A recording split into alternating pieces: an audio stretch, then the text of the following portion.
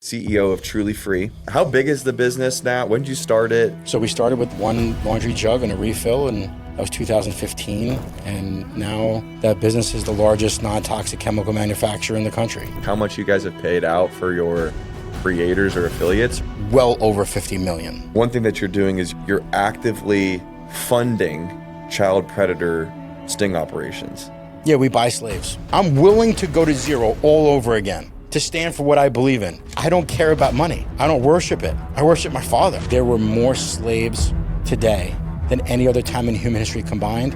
And if you look at how many women and children are currently missing, why are we not talking about this as a society? Why is it that in the last 6 years that we were averaging 200,000 to 300,000 children going missing in our country a month? The fastest growing segment right now is organ harvesting. Where are these organs coming from? But you can literally go to a third world country and go down the menu and pick a kidney. Many of them, not all of them, are coming from trafficked humans. We have locked up since February. We have exposed and locked up almost 80 pedophiles in the US so far. So if a child posts on these dating apps, there is statistical significance that I could prove now that less than 50 minutes, there will be a predator, there will be a pedophile, there will be an active conversation grooming them to meet up and do things in less than 1 hour. One moment can change the entire history of their entire life. With one swipe right, the entire generation of that child and their offspring can be altered with one swipe like that. The concern about how these mRNA vaccines were causing a lot of women who are pregnant to have miscarriages. So part of me looks at that and I'm like, how much of this is naiveness for the sake of profit and how much of this is nefarious?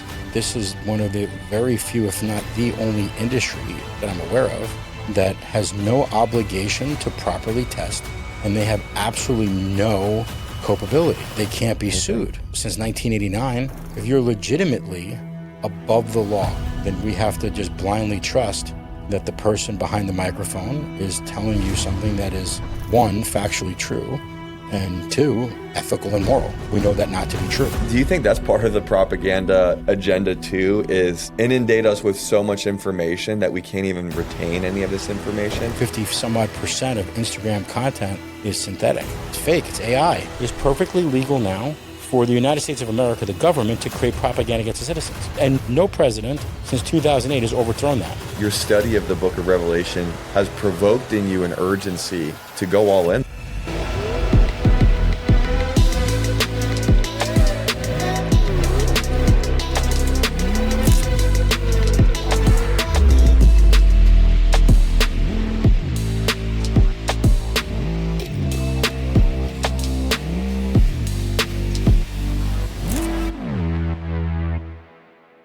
So, Steven, what's up, bro? Cat, I'm excited, man. It's gonna be a good convo. I'm super pumped, man. Came all the way from Michigan to be a part of the pod today.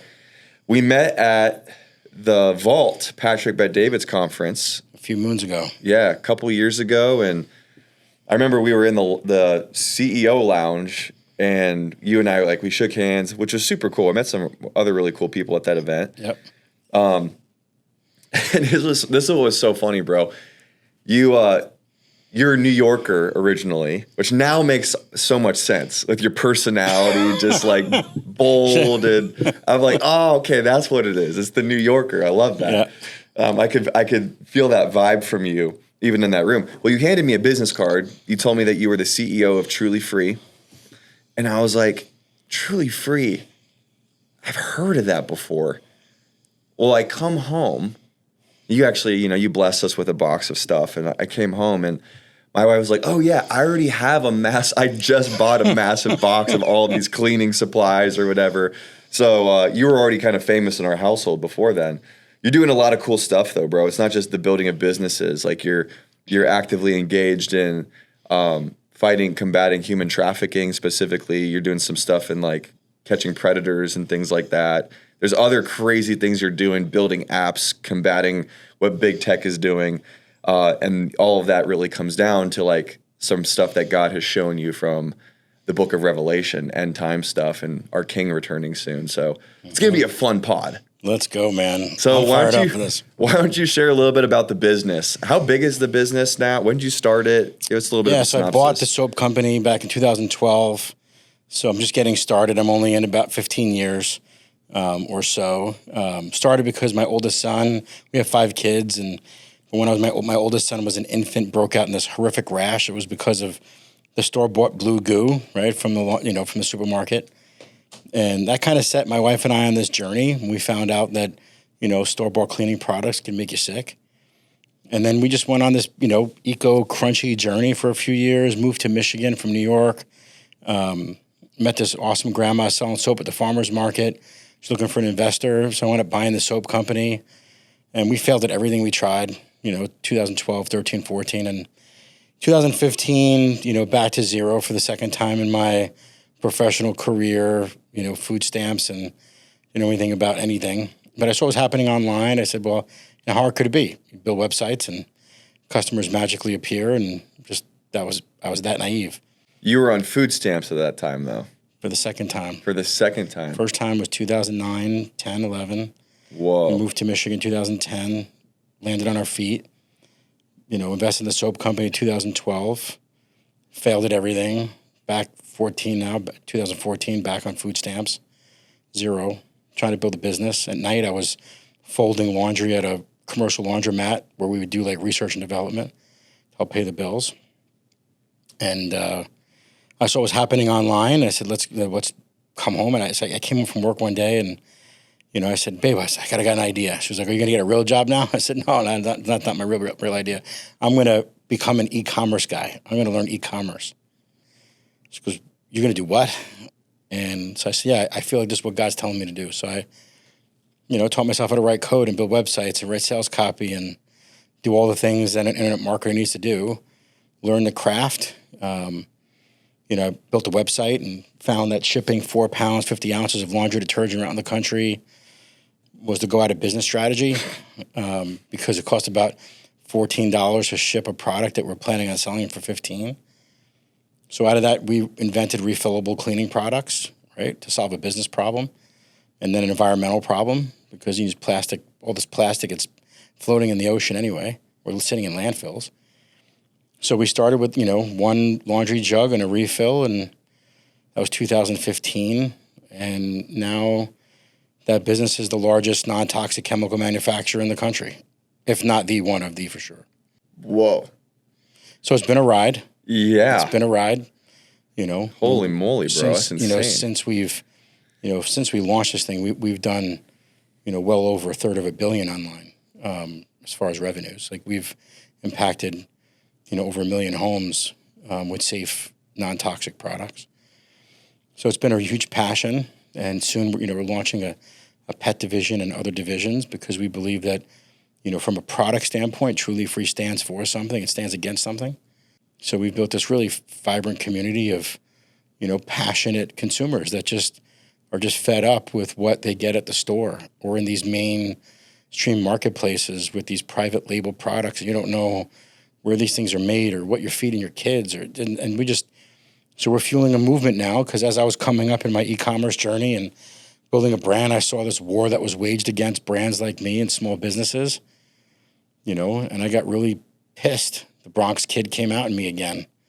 I said, I've been fighting with these bullies for so long. I said, there's other bullies. And there's some big tech bullies that are doing some really not cool things to small business owners. So we just ventured off the last 4 years and we just launched this fully decentralized social commerce app that's trulyfree.com. And it's growing incredible. Such an incredible ride. It's like the intersection between the human creator economy, the real brand, mission-driven company world, and consumers that care about where they're voting with their time and their money and their attention. So, I've just been in this very interesting place to build these really successful businesses that have come out of some incredible failures. I've made a lot of mistakes, and now we're, really using all of that as fuel to fund and do really cool kingdom work. So it's been quite the journey. That is amazing. So wait, what inspired you to get into the Oh, because your son had the sickness or whatever? So when he was 3 weeks old, he was like, again, he was a small kid too, so preemie. So he was this big, and, I was getting him ready for a bath on the kitchen countertop, because you got like towel and then the little bathtub that goes inside the sink. And he was screaming bloody murder. Like, he was not happy. And I thought it was because I was getting him undressed.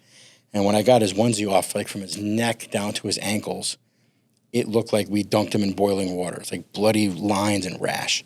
So I called my wife over, and my wife's a NICU nurse, so she's used to working with sick babies. And when I saw her freak out, of course, I freak out even more. So when pediatrician and dermatologist and the way the pharmacy to go get her prophylactic steroids and antibiotics and him stuff, a friend of the family called and asked me a question that changed my life. What are you using for laundry detergent? My baby's really sick. I can't talk about laundry. That's the reason why he could be getting this. And the doctors and dermatologists never brought it up. And I was like, are you serious? How's that possible? And she kind of like gave me the crash course on what are in these chemicals. Because, well, before you give the baby and Amy all these pharmaceuticals, why don't you do this? So we took his clothes, threw it in the bathtub, loaded up with all these, like a homemade concoction, vinegar, baking soda, and borax, and blah, blah, blah. And then the next day, rinsed his clothes out. Next day, he was fine. I'm like, oh my gosh, if laundry detergent can make my kid sick, what else is in my home? So we became full-blown eco-conspiracy theorists back in 2008 and lived a very crunchy life from that point. Oh, back in 2008? It's 2008. So you were an early adopter of the country. Yeah, it was way before. I think it was most cool. people these days, it was like 2020 was when that was the turning point. No. I was way before that. Yeah. You're an OG crunchy. OG crunch. Nice.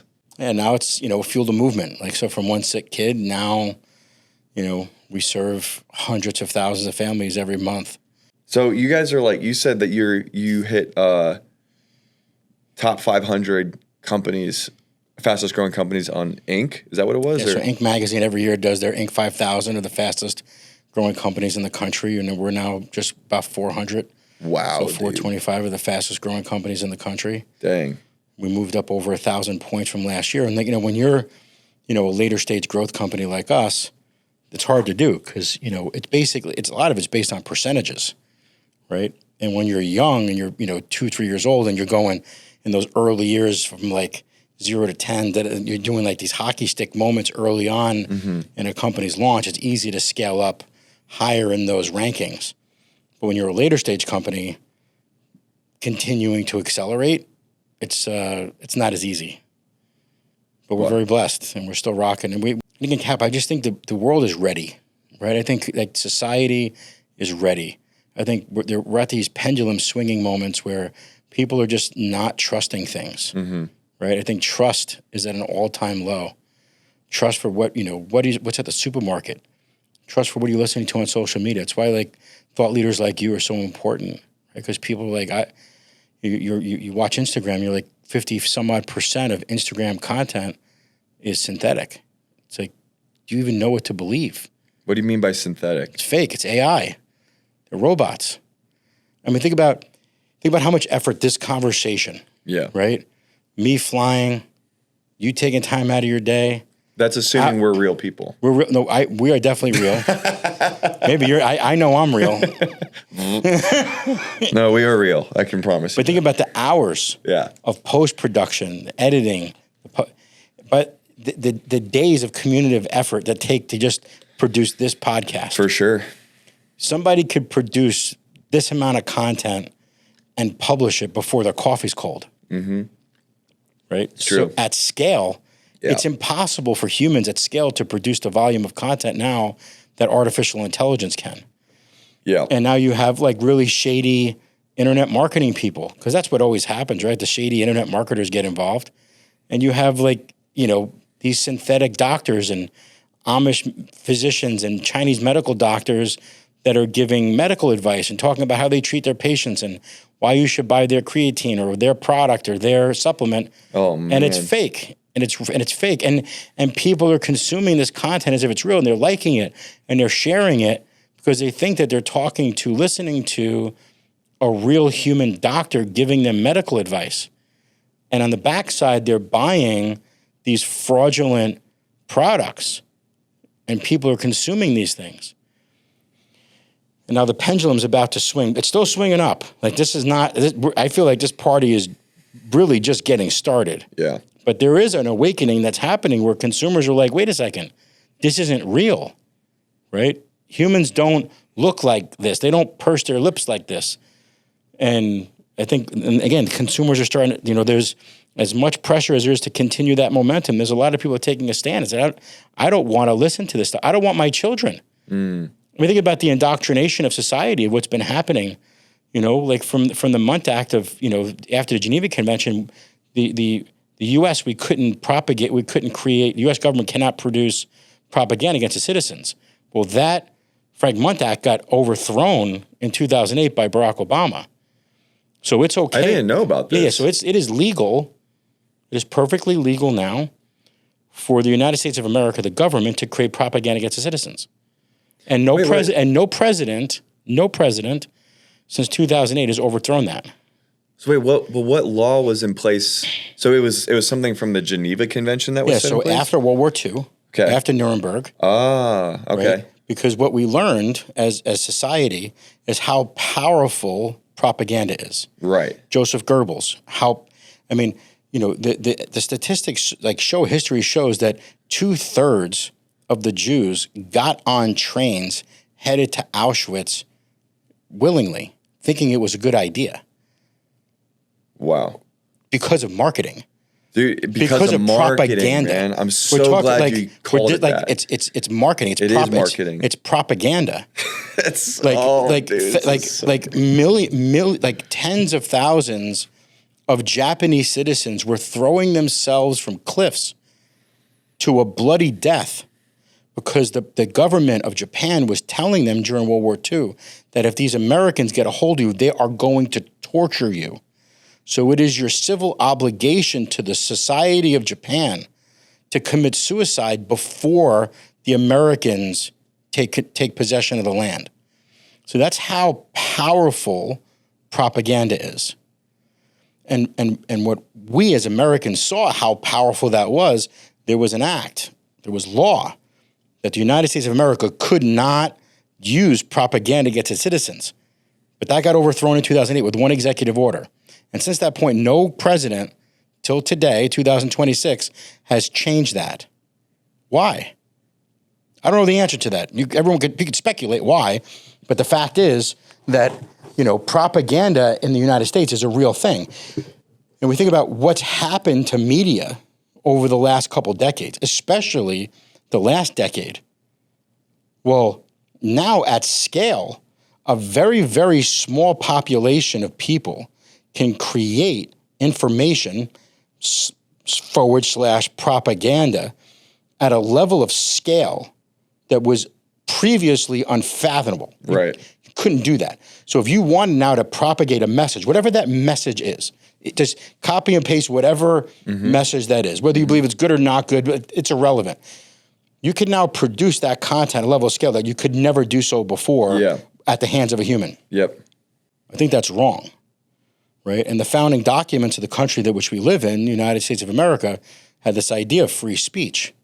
I don't believe the framers contemplated free speech for machines.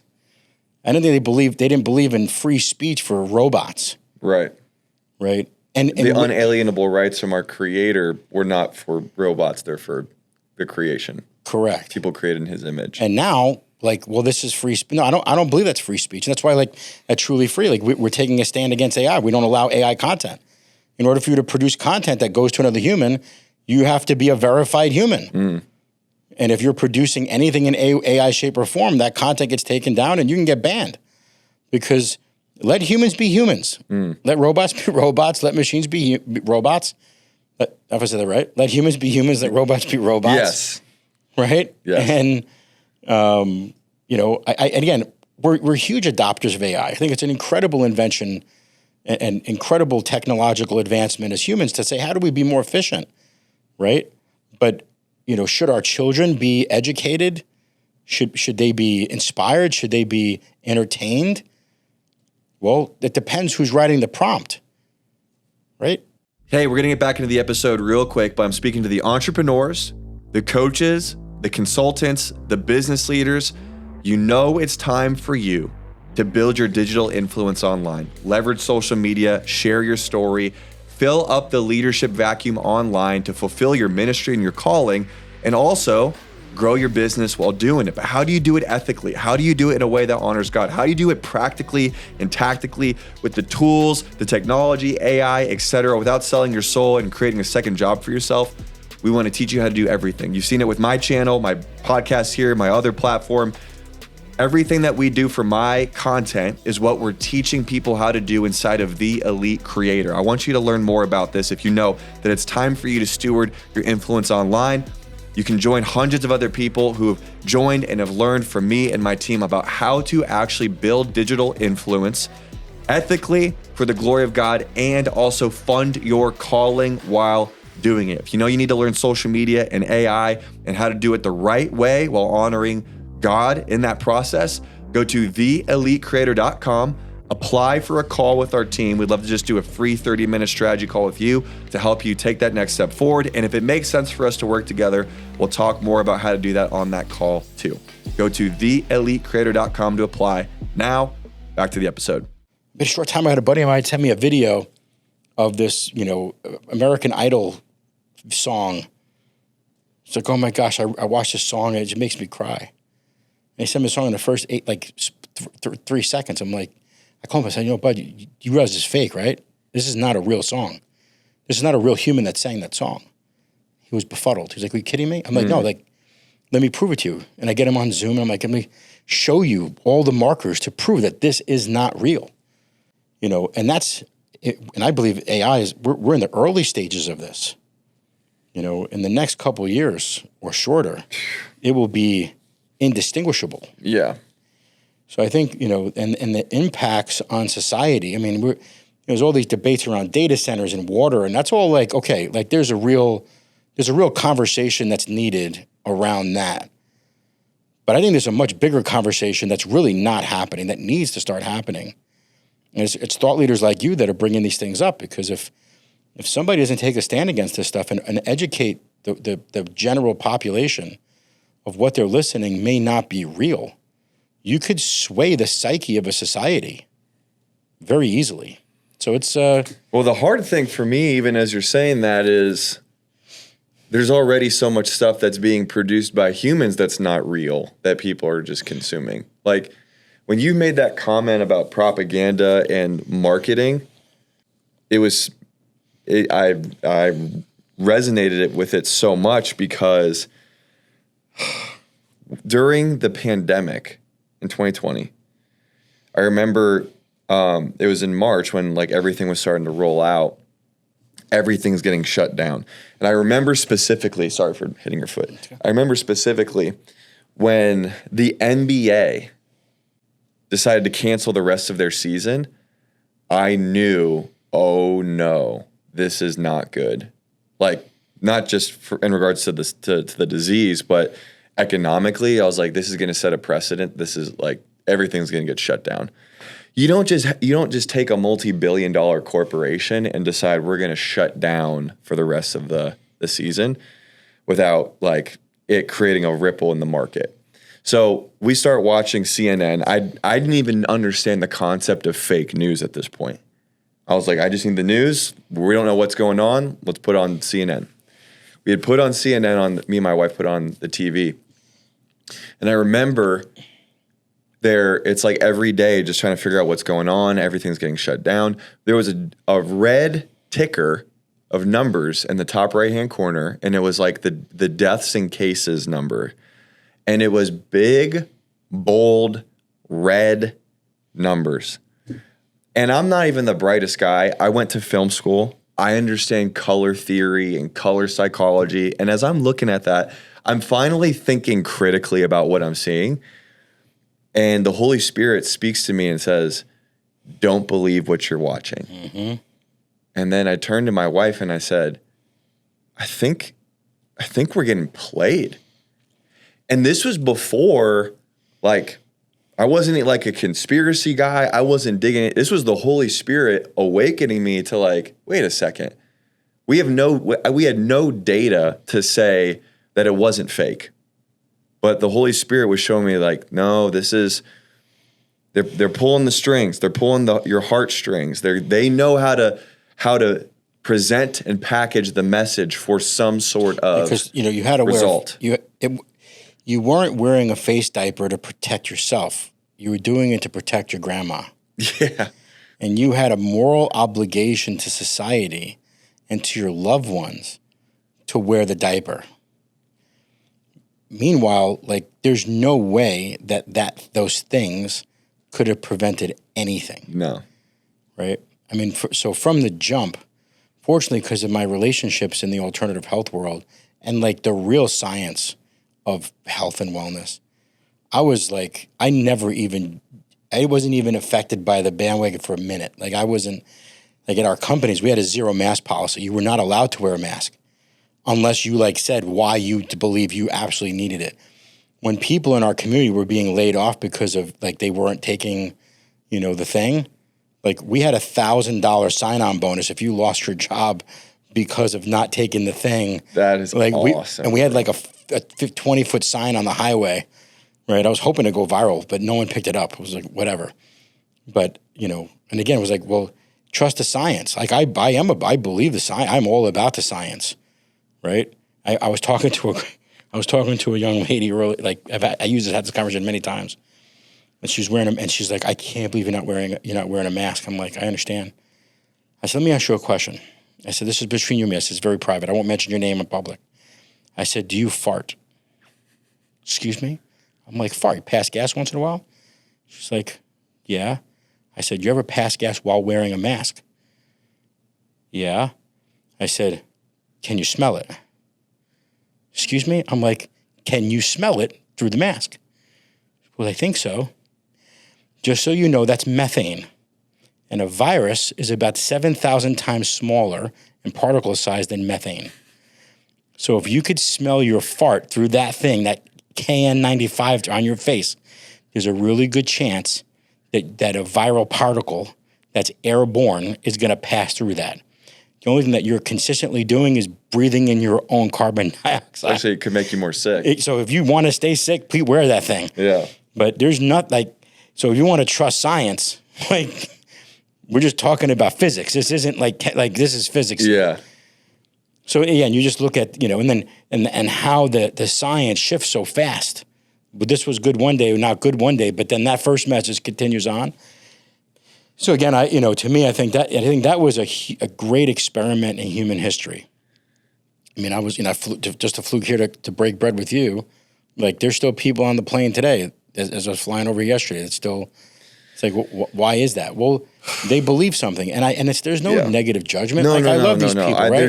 There's no shame. And if somebody feels in their heart like, oh my gosh, I'm safer, or I'm like, hey, God bless you. Like, it's all good. Like, I'm not mad at the people that are being lied to. Yeah. Right. I'm not mad at the people that are. Dude, I'm so glad you said that. Like, but the people that are intentionally creating the propaganda. Oh boy. Well, that's a whole other ball game. That's why I'm fired up, man. I have a lot of empathy because there's a lot of things that I've, I was blind and then I could finally see. And if someone were angrily telling me that I was blind, I would never see. Yeah. There's no chance. It's, we got to have humility and compassion. But my point in saying all that, the allusion you made to people still operating from that place. It's like, why? Well, I remember walking through an airport because we actually, in the midst of that whole thing, this was in 2021, I actually made a documentary. I was going around the country interviewing doctors and nurses who were getting fired for speaking up about this stuff. We made a whole documentary about it. And so this was like everyone's wearing masks in the airport, and I literally refused to wear one in the airport just because I was like, I'm not partnering with this at all. But I remember going, I think it might have been in Chicago, seeing this, it was a billboard, literally the size of a 10-story building. And it said something like, mask up or whatever. And I'm like, slow the spread. Something like that. And I was like, dude, this is the most expensive and well-organized marketing campaign I've ever seen in my life. And in human history. In human history. Because what's interesting, right? Again, because I'm a student of history. I love history, right? Biblical history as well, as you know. You know, we've seen these moments, right? These propagandist moments, like 1930s Germany and Japan, in these kind of like societal vacuums. What we've never seen is that propaganda being perpetrated globally at the same time, right? And that's what made this whole thing very fascinating from like a human socioeconomic perspective. Yeah, is that these were like these messages that were obviously now years later false, and so many people like have felt duped and changed it. Like, wow, that this wasn't relegated just to 1930s Germany. Like, we're talking about every developed country in the world. Yeah, was all perpetrating the same content over and over and over again. Right. And it's just, again, fascinating. And globally, that also stirred up a bunch of people that previously were just had their head in the sand on society and the world, are no longer. So, the pendulum is swinging, and quite frankly, I'm excited. I think this kind of great awakening has opened up people to a lot of things.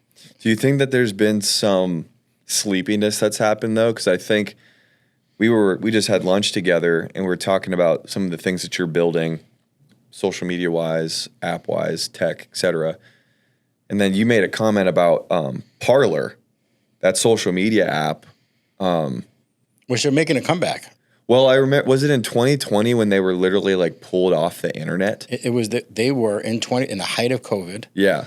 They were the fastest growing social app, period, the end. Yeah, because it was like the first kind of like completely free speech platform. Free speech. So, because remember, this was at a time when, the president of the U.S., and again, I have zero political affiliation. Zero. My name is Steven. You can't put me in a box, right? And there were people on both sides of the aisle. If they had an anti-mainstream COVID position, regardless of political affiliation, they were censored, they were doxxed, they were thrown off these platforms, right? And if you questioned a mainstream narrative, whatever that was, COVID, elections, etc., people were just being censored and doxxed and shut and turned off. And then you had Parler that says, hey, we believe in free speech.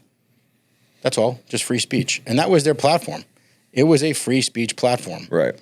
And they were the fastest growing app in both iOS and Android for like weeks. And one day they woke up and they were unilaterally taken down by a very small population of big tech companies. Yeah. Like, they got kicked off the internet, though. I think that's the craziest thing. They got deplatformed. It wasn't just the App Store removed them. It was Amazon's AWS servers literally took them off the internet. Their payments infrastructure, their server infrastructure, their App Store infrastructure. Yeah. They were deplatformed. They were given notice, and within 24 hours, they were done. Well, I had a guy. So when we were doing this documentary, I had I was doing it with a chiropractor. His name was Dr. Ben Tapper. Still is Dr. Ben Tapper. He's alive and he's well. And he was listed by the White House at that time in this list of people called the Disinformation Dozen. You remember this? I have lots of friends that were on the list. Yeah, so he was on the list. Yeah, I remember. This chiropractor from Omaha, Nebraska, which allegedly was responsible for over 60% of the misinformation on Facebook. Facebook actually came out and rebuted their statement. And they basically like said, shut up. No, it's true. Because they were like, it's not even mathematically possible for 12 people to be responsible for 60% of the disinformation. So anyway, we did this documentary together, and he was like, man, like, he's crowdfunding, bro. Like he went viral because he, spoke at some city council thing, and then they got clipped and put on the internet, and boom, he's just like one of the truthers. So he's trying to raise funds for this documentary, and he gets like X $1,000. I don't even know if I'm legally allowed to say which platform it is, because I think they're trying to take it to court at this point. We'll see how that goes. I pray that it does go well. But this platform, you'd all know it if you're in business using payment processing, shut them down, took all of the money. It was like tens of thousands of dollars. Look what happened in Canada. Like people that were donating to truckers in Canada. Yes, their accounts were getting frozen.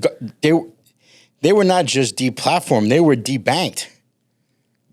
Like people's like bank accounts, citizens. I know. Australia. This is again, that's just what's fascinating, about that season, looking back now, is how concerted the effort was globally. Yeah. Right? And to me, that's just fascinating that a narrative and system could be installed at such incredible speed. Well, what kind of freaks me out, though, is that was 6 years ago. It was only 6 years ago. Out of sight, out of mind. And it's like I completely forgot about some of those things. Out of sight, out of mind. Do you think that's part of the propaganda agenda, too, is to like inundate us with so much information that we can't even retain any of this information, that we can't even remember a lot of this stuff? Like I said, 18 years ago, became this eco-conspiracy theorist and, like, oh my gosh, these companies are trying to kill us. They're not, right? Maybe I'm going to just be optimistic and stay naive. Believe the best. I love it. I'm just going to believe the best. Like, forgive them, Father, they know not what they do. Yeah. Right.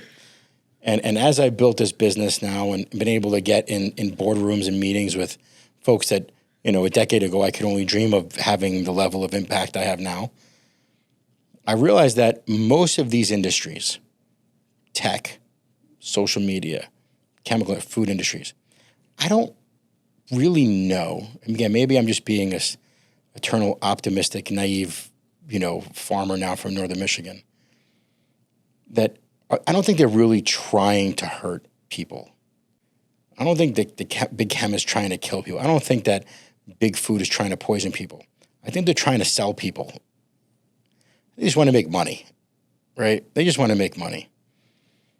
And the means in which they make money, again, you could take it, but I don't think that it's like these true evil intentions. I don't believe that. Maybe I don't want to believe that. But I do believe unequivocally that most businesses operate to generate a profit for themselves and their shareholders. Mm-hmm. And, if that means, we can questionably put something in somebody's food or cleaning products or sway again, like social media, like the job of a social media platform is not to empower humans to connect. The purpose, maybe that's, again, I believe that's where it started. I think like some of the founding fathers of the social movement, like Zuck and, right, brilliant. I mean, Zuckerberg's an absolutely brilliant entrepreneur, and others. They wanted to connect people. They wanted to make the world more accessible. And it's amazing. But at some point, it's like we have to generate a profit here. This isn't a nonprofit. No one's donating to the cause. How do we add dollars? Well, the more, now the game is not about connecting humans. It's about keeping you addicted to scrolling, to doom scrolling. Right. Because the more scrolls, the more time on device, the more time in the app is more that we could monetize you. We could capture your data, capture information, and then monetize you in its purest sense. Mm-hmm. So now, what keeps people glued? Like what that dopamine hit, where is that coming from? Right? So like when people see their feeds full of, whatever your sexual orientation is, your algorithm knows what you're attracted to. Right. And it will publish sexual content to keep you addicted to that machine. Mm. If you're into fighting, you'll see fight. So whatever you are more inclined to watch and scroll and be a part of, these machines will propagate more of that content to you.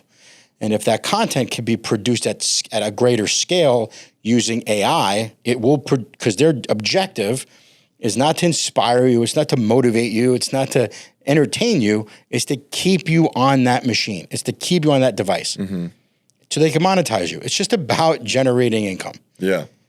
So now, if people know that to be true and hear that from thought leaders like you, and they now shift their attention behaviors and vote with their attention someplace else that's not propagating AI content or evil sentiment or soft porn, and they are now watching things that do inspire them, that do educate them, that do equip them, that do make them happy, that raise their energy levels, not make them depressed and anxious, then what's going to happen? It's like every industry, Cap.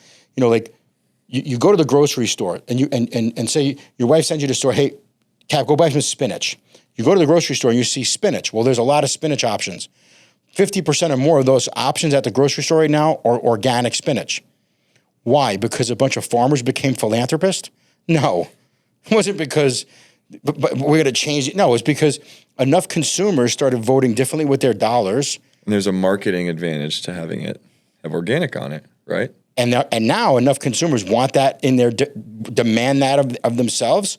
Markets had to shift, and either big agriculture had to figure out how to scale that product, or that somebody was going to, these granola crunching hippies were going to eat their lunch. And now, like, organic spinach is the market. It's no longer the pesticide, herbicide, fungicide, genetically modified relative of organic spinach. And I think that's like that one microcosm could be transferred across every industry, every business, from social media to the consumer products goods world to clothing to everything, is that if enough consumers change their buying behavior, their attention behavior, markets have to shift. Well, let's just say that there's a lot of people involved in these things anyway. So, some of the people who are, let's say you have a company that you've, like a Tom's toothpaste or whatever, right? Starts off with this like very homeopathic. Okay, current or before their acquisition? My point is before the acquisition. Got it. So they start with this big mission, then they sell to a bigger company, to a big food or whatever. And that is obviously kind of more of a profit incentivized transaction, right? Like they generational wealth. Like at the end of the day, you can't really blame them for being excited about an exit like that, right? And then they get taken up by one of these big companies, and then these companies are starting to strip away some of those core ingredients, put in some of these other ingredients. And it makes me wonder, though, like how much of that is purely profit driven when you have something like this that just happened. Dr. Anthony Fauci, which I put the title doctor very loosely. But a few weeks ago, he was just testifying before Congress while having a 10 or so year pardon of crimes he may or may not have committed in the midst of that 10-year period. And he pleaded the fifth over 100 times in this congressional hearing. Come to find out just this past week that there was a leak of private text messages that he was sending expressing the concern about how these mRNA vaccines were causing a lot of women who were pregnant to have miscarriages. Come to find out the data shows that it was about 25% chance of a miscarriage if you had taken one of these vaccines. And after he had sent these text messages privately, not before, after he had sent, so he knew about this, he publicly said that pregnant women are the highest candidates to be taking this in order to protect their children, and it's not going to affect your babies. So part of me looks at that and I'm like, how much of this is naiveness for the sake of profit, and how much of this is nefarious? If I say that, like, what do you think? Like, I don't want to throw you in the hot water. I'm in the fray here. Here's my thoughts, right? I don't think anybody really knows the thoughts and the intentions of the heart except for the Lord. Yeah. And, here's the good news. At some point, the great, the small, the slave, the free man, we're all going to stand before that throne and get judged. Yeah. Nobody gets to double click out. No one gets to opt out of that one, right? No reject cookies. There's no reject cookies. There's no, no one gets to opt out of that moment. And whenever that moment happens, no one gets to opt out. And I know that, I got enough chicken to fry in my own home. I can't fry everybody else's. So So that's my, initial reaction. And as far as, the specific case, like I said, what we witnessed 6 years ago was the most concerted propaganda rollout in human history. And through that season, there were lots of people that woke up and like their eyebrows lifted and said, "Oh my gosh." There were some people that were hurt, and people lost lives because of that. Some of which were very dear to me, that didn't want to listen to some of these voices that were like, hey, double-blind, placebo-controlled? No. And, the vaccine industry, again, think about if this is one of the very few, if not the only industry that I'm aware of that has no obligation to properly test, and they have absolutely no culpability. No liability for... They can't be sued. Mm-hmm. Since 1989. So, if you're legitimately above the law, you're above the law. Then then we have to trust that your intentions are pure. If you have absolutely no ramifications for ill behavior, none, then we have to just blindly trust that the person behind the microphone or the person, on the billboard is telling you something that is, one, factually true, and two, ethical and moral. And we know that not to be true. I think what's come out of this is I've lived by this, this thesis my whole life, is to ask questions and question everything. Whether that's from the White House, doesn't matter who's operating it, whether that's through local or even whether it's from a pulpit at your local church. Yeah. Right? Totally. You are human with divine intelligence, not artificial intelligence, like divine intelligence.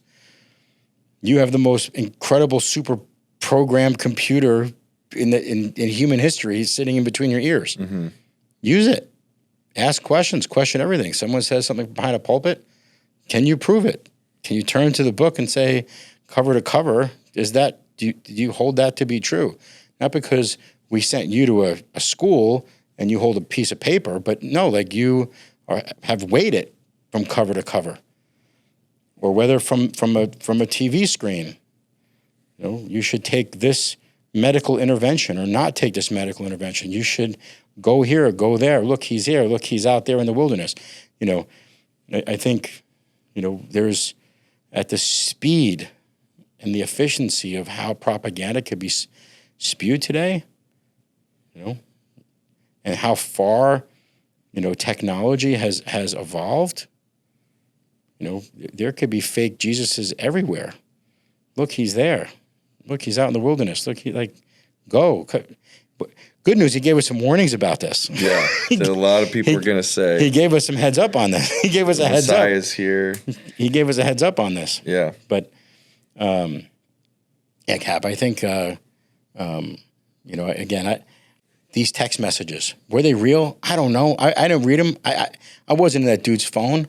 And it's so hard to weigh in because, honestly, you just don't know what's true anymore. Yeah. We'd like to. Oh, well, this person said these text messages got. Well, did that really happen? Is that propagandist as well? I don't. It's honestly there's only one place to find truth, and it is not on Truly Free Social. It's not on Facebook. It's not on Instagram. It's not on YouTube. It's not even on this podcast. Right. It's not even in this conversation. Truth is not in this conversation. There's only one place to find it. And it came from him.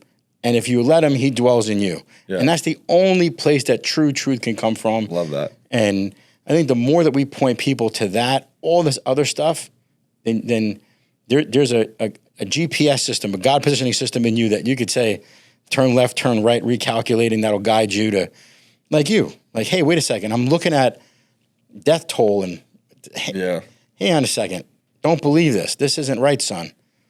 That altered your history. Yeah, big time. The way that you preached your family, the way that you've built a community of truth seekers.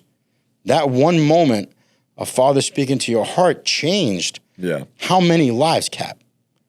We don't even know. Certainly the ones certainly the ones under your roof. I wouldn't be doing this right now if it weren't for that. Right. I mean, certainly the ones under your roof. Yeah. But think about the untold lives that have been affected because of that one moment. My gosh, that Father spoke to your heart. Amazing to think about.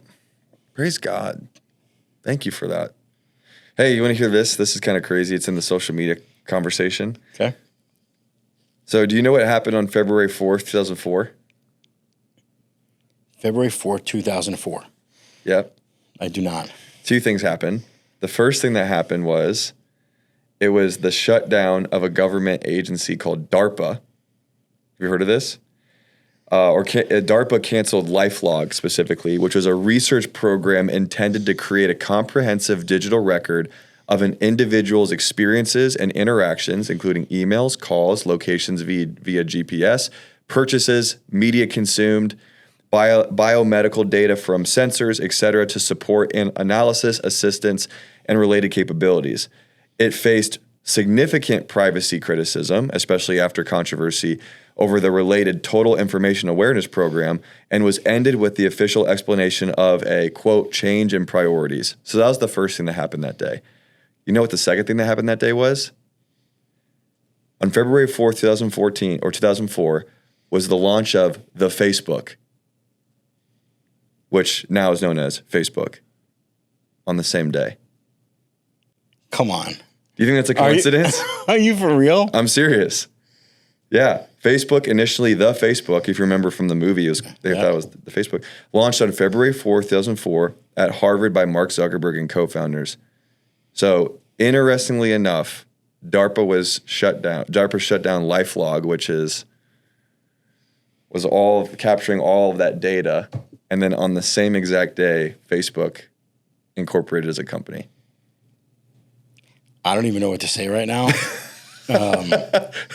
I don't even know what to say right now. I was unaware of that very noteworthy factoid. You got to laugh to not go crazy over this stuff. It's just wild. It's like stranger than fiction. Well, I know what I'm going to be looking at later on. Thanks so much. I know what my research is going to look like. Again, maybe it's a convenient coincidence, but oh my gosh, I didn't know that. I've met and hired plenty of executives that have come in and through Meta. And I employ some of them now. Really? Yeah, right? And I've had a chance to know some very interesting people that were there in the early days. Wow. Like very close friends that were in the early days of Facebook. And I know them personally, they're actual, legit, real friends. And I know they're good people, right? I know that they're good people. I've seen how they operate, and we've had so many philosophical conversations. So again, I try and remain optimistic, right? I try and believe in humanity, that humanity will win. But there's no question that evil is real. And the folks that, again, that's the whole forgive them, Father, they know not what they do. They're just people that are doing wrong. They're just victim of a lie. Yeah.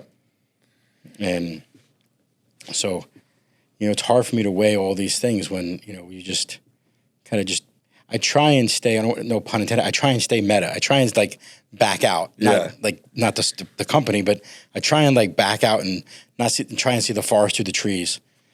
But one thing that I love about you, and that's why I was excited to interview you, is that, what I want to do with this podcast, not just this episode, but the whole project, the Directed Life in general, is we're here to raise up people, specifically people for the kingdom, who see the breach in the wall in culture and say, you know what, rather than just yelling at the wall, I'm going to pick up a hammer and I'm going to build. Yep. And so what I love about you is you should research that later for what you're building. I'm going to. It's going to be very important. But I want you to talk about the social media platform that you're building right now, because it was kind of birthed from first Truly Free Home, the home products that you guys were creating. But then it's kind of evolved into something that's like, it's pretty darn interesting, man. So share a little bit about what God's put on your heart to do. Yeah. Well, again, I believe in free speech for humans, not for robots. And, the whole thesis, came out of a pain for me. As I was coming up, especially, COVID times, the company was growing very, very rapidly. And I was watching, small businesses that I knew, that I mentored or maybe and invested in, that were like heavily dominant on some of these big major marketplaces, right? Some of them are as big as a jungle. And they'd spend millions of dollars building this business. Inventory, ads. Get to page 1. I just got your joke, by the way. Get to buy box. and then wake up the next day and they've got their houses mortgaged. They've got product flying from all over the world to fill the need of this marketplace.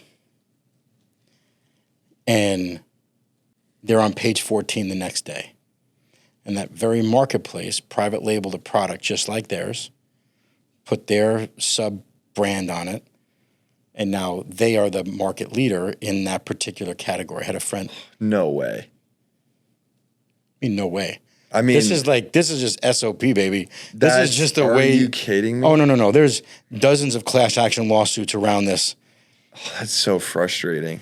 So you have, and again, I believe, and I've had some great, fascinating conversations with friends that are on every side of the political spectrum. Yeah. Because I love to have really open-minded, intense conversations and debate. And if I had my choice between if I only had to listen to Marx or Rand, pure capitalism or pure communism, I'm gonna vote Rand, right? Let the free market be the free market. But what we're seeing today, we're in a capitalist environment. We're really not, right? I don't think that we're really not a capitalist society.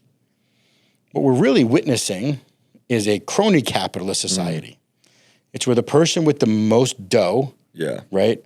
The guy with the gold makes the rules. Not the golden rule that we read in the book. Monopolies, right? Right. So it's if I have enough money, I could buy the votes, lobby to create enough legislation to get my way. Yeah. Is that real capitalism? I don't think so. I don't think that's, it's not really the free market being the free market. Because if a big corporation can use their capital to squash the little guy, not in the sake of free competition, but by, there are quite a few different working groups around advertising that are funded by these major corporations. And if they can squash people through these organizations, because the little guy, like me, I'm a little guy. Yeah, we've built this really cool company, but I mean, we're not a multi-billion-dollar multinational. Yeah, we have a bunch of lawyers and some really good ones, but I don't have a office building full of them waiting, looking, hunting for prey. But that's the way that big industries work. And you have these very big industries that have very large influence in Washington. And I don't think that's a really good idea, right?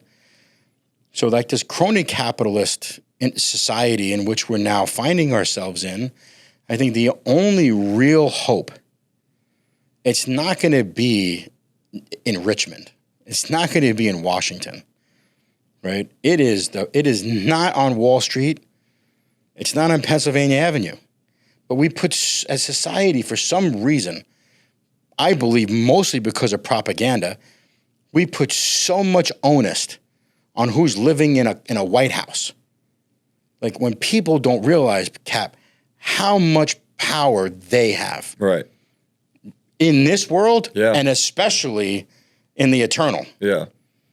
So to come around and answer your question, It's up to us. And I think that's where truly free exists. And there's lots of startups. I'm super excited about what's happening in the social space right now. There's lots of really cool startups, not just Truly Free on Truly Free Social, right? But there's platforms like Up and you know, there's word about like even like Vine coming back, right? In its pure, like in its original sense. Whoa. There's some really cool things that I think that are happening, because if we, real people, can get real people to vote differently with their attention, these big tech companies, the Metas, the YouTubes, right, of the world, right, the Googles of the world, the TikToks of the world, if they're losing eyeball share to startups like Truly Free Social on trulyfree.com, if they're losing share, they have no choice but to pivot. Either they're going to try and crush me, they're going to try and buy me, and if they can't do either, then they're going to have to pivot, right? You know, we talk about in my industry, so many companies sell, and like you said, like, hey, God bless, man. Like, you sacrificed, you took risks, and you may feel like this is your time for exit, and you know what, you should do that. Like, if this is your time to sell and create that generational wealth for your family, then Godspeed. Like, that's awesome, right? That's like business. Like, you're taking risk. Get rewarded. Yeah. Get rewarded for the risk that you're taking. But that doesn't mean the consumer has to continue to vote with that brand either. Yeah. Go to another one. Yeah. Like, don't complain about it. For sure. Sure, you can complain about it, you can post on social media, but why don't you find another toothpaste company, another company that is in alignment with your values? Yeah, it's a good point, man. Right? I really like that perspective. It's like, a lot. Just change your buying behavior. Like, hey, I bought from this company, they sold out, which is cool. Yeah. God bless. Show's over for them. Show's over. The ingredients changed. Now, used to be transparent. Now it's hidden natural flavors. I don't want to buy that. Then don't buy it anymore. Yeah. Boycott it. That's it, right? Let the free market be the free market. So true. And that, to me, I think it's just simple. Like it's like Occam's razor. Like, bring it down to the simplest solution. And yeah, I mean, like, again, when Tom's in Maine, that family, like, God bless, like, that's awesome, man. You built an incredible brand. You know, I haven't been tracking what the ingredients. If the ingredients change, then so be it. It happens this happens in the food and beverage industry all the time, right? All the time. You know, business, a brand, a beverage company, a food company, a snack company, they start on the best principles, they get bought, and then, hey, the way I do business, it's not cheap. The ingredients that I source, they're not cheap. I can make way more margin than I do right now. But the problem is I wouldn't be able to sleep at night. And I've been offered, I can show you my LinkedIn. How many private equity companies and strategics want to buy me right now? Oh my gosh. I had a very serious conversation with one 2 years ago. A friend of mine made an introduction to a strategic. Obviously, I'm not going to mention the name on this podcast. Yeah. And I entertained the conversation. Like, yeah, let me hear what you have to say. Got a term sheet, and that term sheet would have changed my grandkid's life. And my oldest son's 18. I don't have grandkids. And that number would have changed my grandkid's life. I prayed about it like in a millisecond. The Lord said, no. I'm like, okay. So I called him back. I said, guys, thank you so much. I'm having way too much fun. I'm tap dancing into work every day. But thank you so much, but no thank you. And I said, oh man, Steve, because at this point still, we're just getting on shelf now, but like, the Truly Free mission, we could be in every store shelf. Imagine, like, you could see it everywhere, and the vision could be fulfilled. I said, yes, I think I'd have fun doing that, right? And I'm having so much fun. Like, well, let us know we can come back for you. I said, I don't think you understand. You're not coming back for me. I'm coming for you. I'm like, you have a portfolio of companies that are putting poison on children. So how about this? You change the way you do business, adopt our methodologies for formulating, help me, come alongside me, fueling the plant-based chemical industry, fueling a new movement, you can have it. But until that point, I feel like I have no choice but to eat your lunch. Because if I take enough of your market share, you will change the way you do business. You're going to pivot, right? And that's what, and our industry's changing, Cap. That's what I'm talking about, man. Industries are changing. That's what I'm talking about. Industries are changing. I'm fired up right now. Dude, like the green industry is changing. There's so much innovation that's happening in my space. Why? Not just because it's Truly Free. There's other great brands out there. There's some really great low-tox, non-tox brands that are doing really great things. And I am all in favor of it. And because of brands like Truly Free Home and others, hey, there's a demand. Well, what's going to happen with the demand? Capitalism takes over. These chemical industries and manufacturers like, hey, we need to find new ways to modify sugar to be better cleaning agents. We have to find better ways to make sustainable palm more effective. We have to find ways to make coconut oil more effective because there's enough consumers saying they obviously want this thing. So as the industry is evolving, we're evolving. We're reformulating all the time. Why? Because there's better, more efficacious products in the market. Why is that happening? Because companies like Truly Free Home are taking a freaking stand. Right? Like tallow. I have a buddy of mine has masa chips. I'll shout out masa chips. My buddy of mine, they're a seller on Truly Free Home. Like these guys are making tallow-based potato chips and tortilla chips. They're delicious. Like they're fantastic. Who would have thought somebody wanted to pay $16 for a bag of tortillas? He proved that people do. Wow. Right? He proved that the most expensive tortilla chip in human history, consumers want it. So now you go to Erewhon, you go to Whole Foods, you go to masa chips are everywhere. Why? Because enough consumers are saying, we want wholesome, non-GMO, organic, corn-based products, fried and beef tallow. We'll pay more to not be poisoned. And we'll pay more. Yeah. Now what happens? Wow. What's going to happen to that? And I'm telling you what's going to happen in the industry.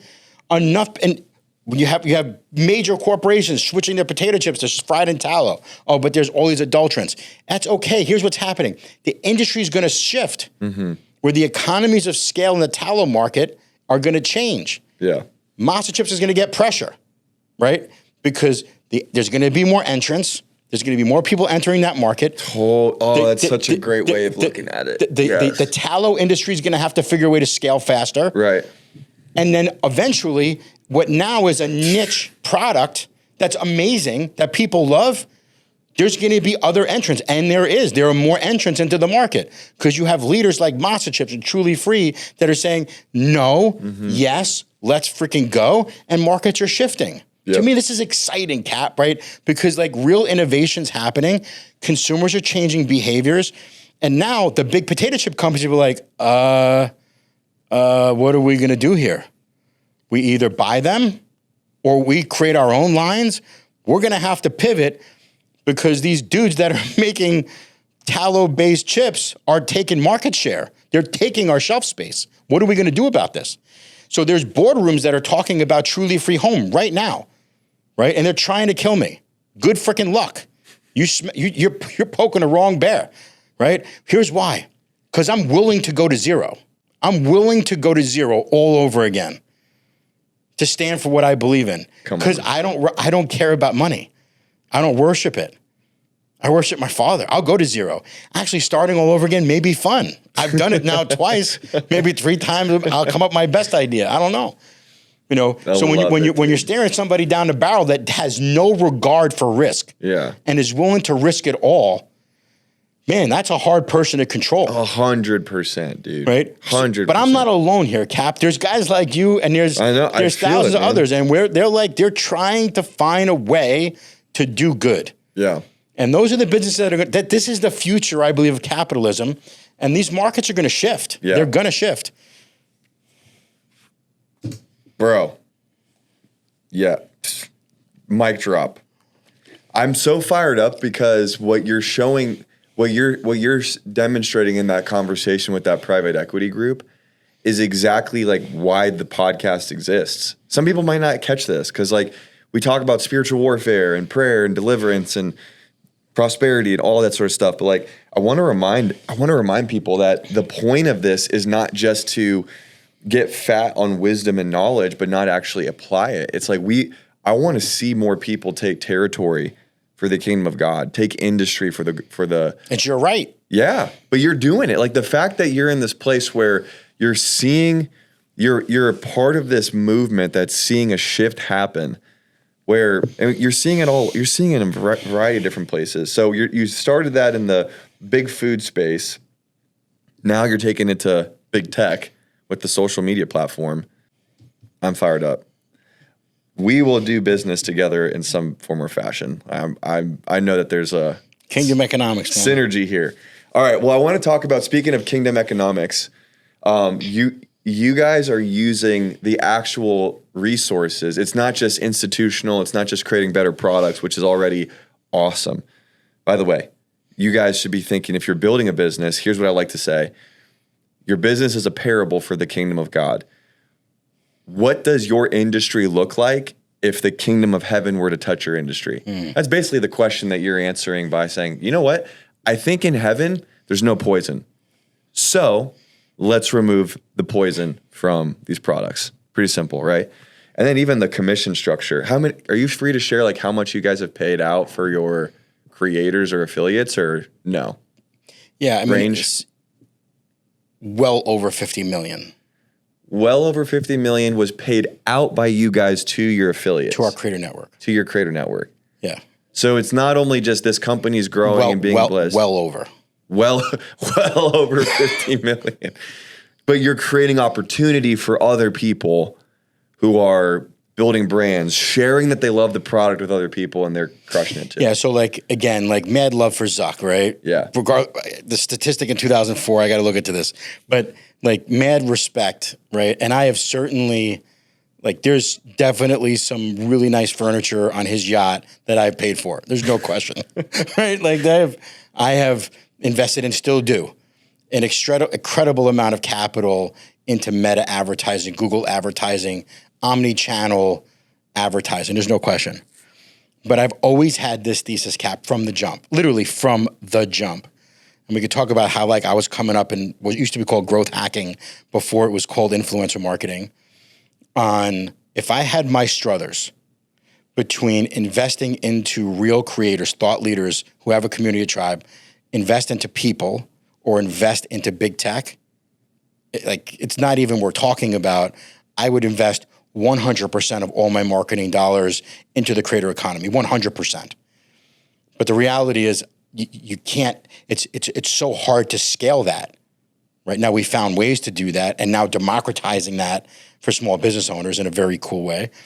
But it's hard to scale one-to-one relationships versus I got an ad, boost, hit the gas, go buy more. If it gives me a healthy return on ad spend, keep going. Keep going. So yeah, so we're definitely, big meta advertiser and so forth, but 70 cents of every dollar that we spend on growth has always been in the creator economy. Sometimes it's more, sometimes less, depending on the season. But I've always been like, there's real communities. There was a day, Cap, when our grandparents went to the butcher shop and we knew the butcher. Mm-hmm. And the butcher went to us and he knew where so like the value chain from the plate to the farm was 2-3 people removed from farm to table, maybe 4. Now, you have no idea. You go to a supermarket or you go to on an Instacart and order your steak, there's that value chain could be 30, 50, 80 people deep. Wow. From the farm to the plate. Yeah. But I believe that people want to be connected. Like, think about if you're listening to this podcast right now, how hard you worked for the money in your wallet. Like you earned, most people didn't get it given to them. They earned it. And if you had your struggles between buying something from somebody you knew and trusted or bought it from an inanimate corporation, what would you choose? I think most people would say, I'd rather buy something I knew, right? So that's why I'd rather go to the farmer's market and buy my carrots than get them Instacarted. But man, the convenience of Instacart is so nice. I'd tap, carrots are showing up in 15 minutes. Yeah. Where they got grown, how they got grown, and how many trucks they've been on. I don't want to think about it. Just get me my carrots. But we still want to know the farmer. Yeah. And, so that's where I believe the future of commerce is heading. And that's where I think, trulyfree.com is sitting, is this intersection between how do you shop and vote with your dollars hyper-local with people that you want to support from the convenience of your home at scale. Nice. Right? So we're building this consortium of farmers that they could shop. You could shop locally for grass-finished beef from Kentucky, and we're sitting in Nebraska. Although that would be sack because a lot of beef that's grown in Nebraska. Yeah. But we basically get like a quarter cow delivered to our house from some girl named Sadie, who's like, that's how farm to table it is. Right, so that's epic. So now what if now you believe in Sadie? We believe in Sadie. You believe in her family's farm. Yep. And you want to feed your kids the beef that that how they treated those cows. Yeah. What if Sadie had access to the New York market? Dude, that's cool. But what if Sadie had access now to the Miami market without having a whole bunch of distributors and brokers eroding her margin and driving her down to zero? Right? Where she had no choice but to sell to these major packers and major this. What if she could go direct to the consumer and all the margin that she's giving to all these parasites in the middle, she now could keep some of that and share some of that with you, the consumer, wherever you are in the country. Well, now we have hope for a new food system. Yeah. Well, we built that, right? Now, fantastic. So like these are the types of things that get me jazzed up, right? Because I'm like, hey, we can still give people security, payment security, returns protection, all the things that you would expect from a normal marketplace, but now connect you directly with a small business owner, a brand, and you could vote with your dollars with them. And now they, by cutting out all the middlemen, can give you a great deal and protect their margins better and provide for their families. Mm-hmm.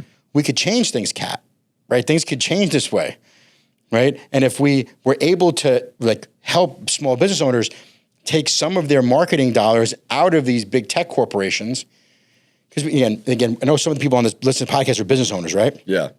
Oh, I'm going to game the algorithm, right? We're going to trick the algorithm.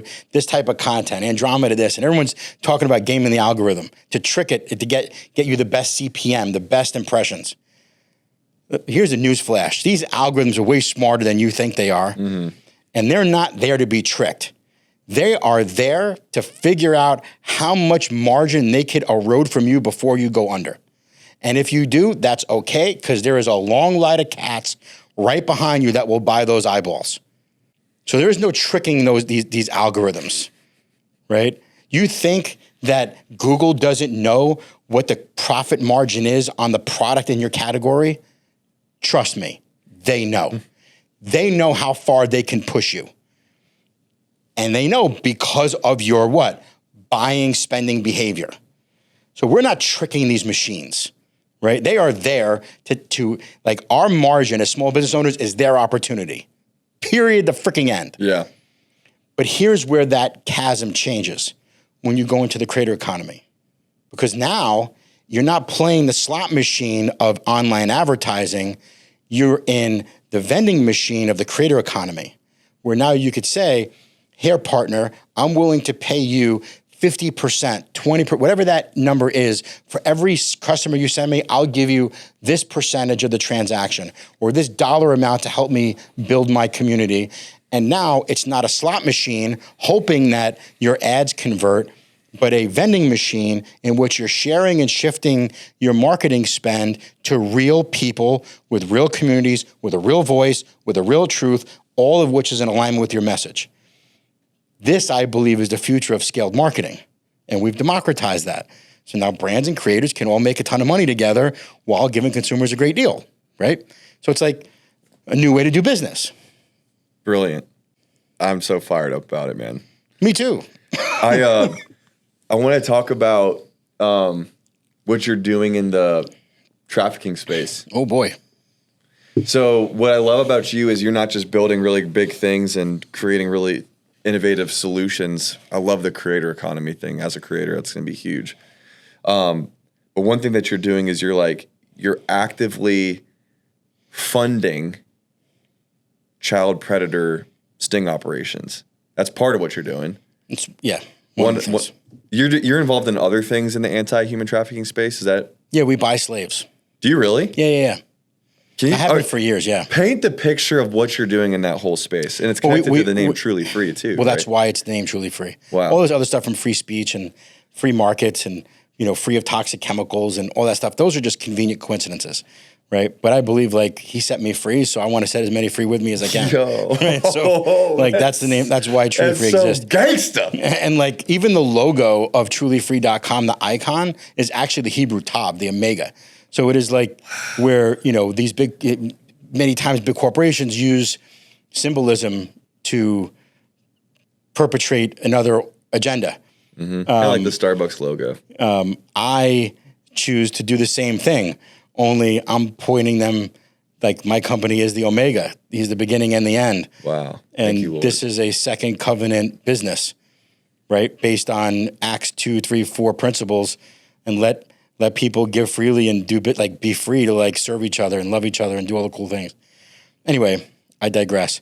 So yeah, so I think freeing. When I learned years ago, I was at a conference, 15 years ago, and I heard a statistic from stage, and then I had a buddy subsequently tell me about it the next week, which was not serendipitous. And when I learned that there were more slaves today than any other time in human history combined, I had cognitive dissonance, Cap. I'm like, wait, hang on a second. Pump your brakes, slow down, say less. We spent a lot of time as a society talking about the African, North American slave trade. The Atlantic slave trade, yeah. Right. We spent a lot of, and many want to right the wrongs and reparations for the wrongs that were perpetrated by our ancestors. And what took place during those seasons were horrific. Right. But to see like the things of like what Harriet Tubman did and so forth was like so. I mean, I've read everything that I could possibly watch or read about Tubman. To me, is like one of the most spectacular. It's one of the most American. Yeah, things. I mean, honestly, like if It's like that whole amazing. like, hey, who would you invite, dead or alive, at any time in human history over for dinner? Who would it be? Like that shifts for me often, but like Tubman is usually on the list. Yeah. Like Tubman and Bonhoeffer and like, hey, I want to hear like when you're dealing with you're staring at the face of evil. How are you thinking about like that's like fascinating. And I digress. So we spent a lot of time talking about the African slave trade, North American African slave trade. But if you add up all that 100 some odd years of oppression and evil combined, and if you look at how many women and children are currently missing, it's more than all of that combined. Like, wait a second. Why are we not talking about this as a society? I don't know. Like, why is there not like sirens? Like, why is this not frontal cortex conversation, societal mainstream conversations? Why is it that in the last the last 6 years, that we were averaging 200,000 to 300,000 children going missing in our country a month? Why are we not talking about this? Right?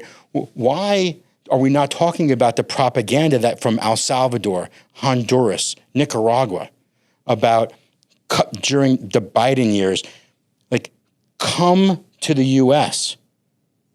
because Biden will take care of your children.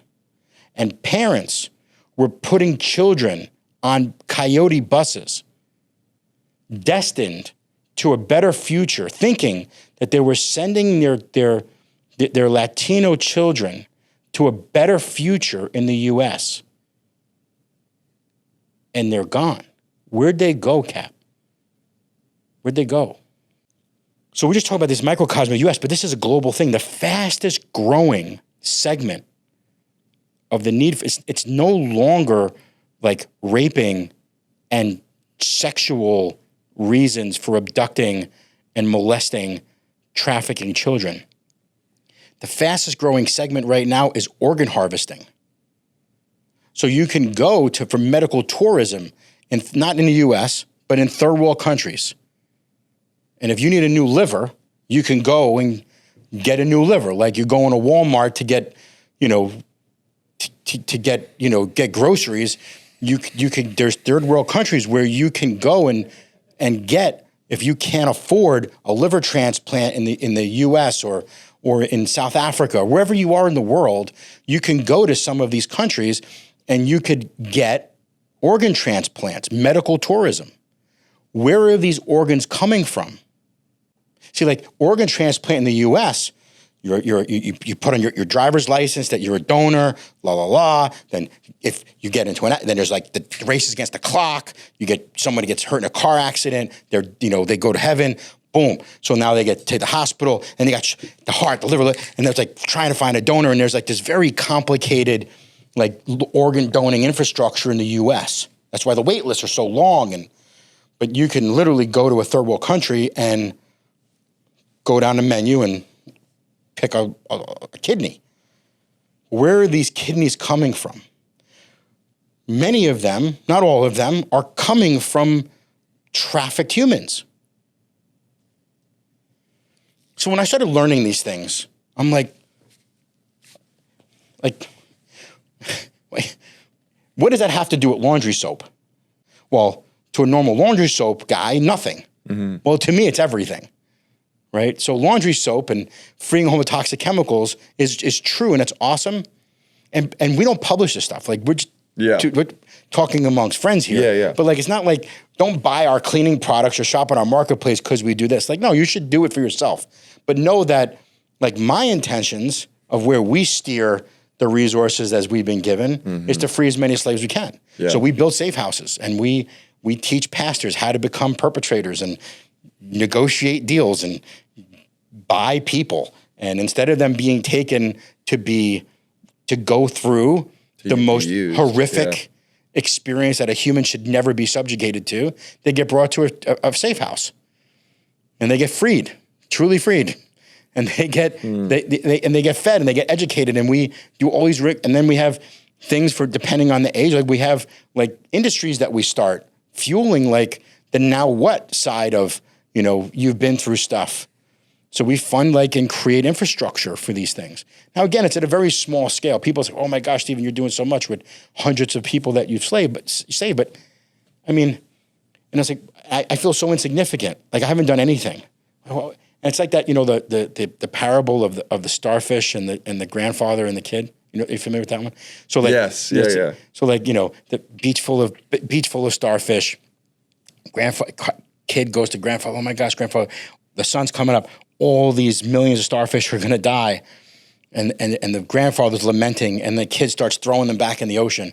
And the grandfather says to the kid, well, son, this is an exercise of utility. There's no way you're going to save all of them. And then through tears, all choked up, the kid said, but I got this one. Look, I got one more. And I feel like that sometimes, right? Wow. Like, yeah, we're certainly doing some really cool work. And I have some friends that are doing at way greater scale than I am. So impressed by, right? Like I'll mention Tim Tebow, who's talking about what Tim and his people are doing are just blown away, right? What the Tebow Foundation is doing. And there are others. Yeah. When you shared what they're doing, it made me so encouraged. Dude, there are good guys on the winning team that are pulling out all the stops to fix this problem. And willing to risk it all. Yeah. Willing to risk fame and fortune to say, I'm going to stand in the gap for someone that can't do it. Yeah. So, yeah. So to me, it's just, I feel this hope. But, man, the need is so great, Cap. I mean, it is, it's frightening. Tell me about the guys that you got connected with who are doing some of these operations. And then you're funding their operations now, right? Yeah, mostly we're doing a lot of work in the Dominican Republic with Haitian refugees, Haitian trafficked women and children. Young teen women, teen girls in Haiti. Man, it's very, very sad what's happening down there. So we do a lot of work in the DR. We're doing some work in Mexico, Southeast Asia. I won't mention the countries. I could tell you some stories of things that have happened where, we set up these sewing operations for people to have jobs and, kind of post-freedom, now what piece of that. Mm-hmm. And, as we were getting steam, government agencies come in, kick down the door and take all of our sewing machines. Crazy stuff. Yeah. But the Lord is good, man, right? He sees our hearts and, we should welcome persecution. We don't know what that's like here. You and I don't really know what that's like. No. Right? We got it easy, man. A little shadow ban here or there. We got it. Okay. We got it so easy, right? Big corporations chasing after me and this. Like, listen, that's not persecution, right? Somebody walking around with this, if they get caught in public with this piece of literature, could be burned alive in front of the town square, beaten, battered, like just for holding this is just ink on parchment. It's just a book. But having this thing in your possession, you could be flogged and sentenced to death. Wow.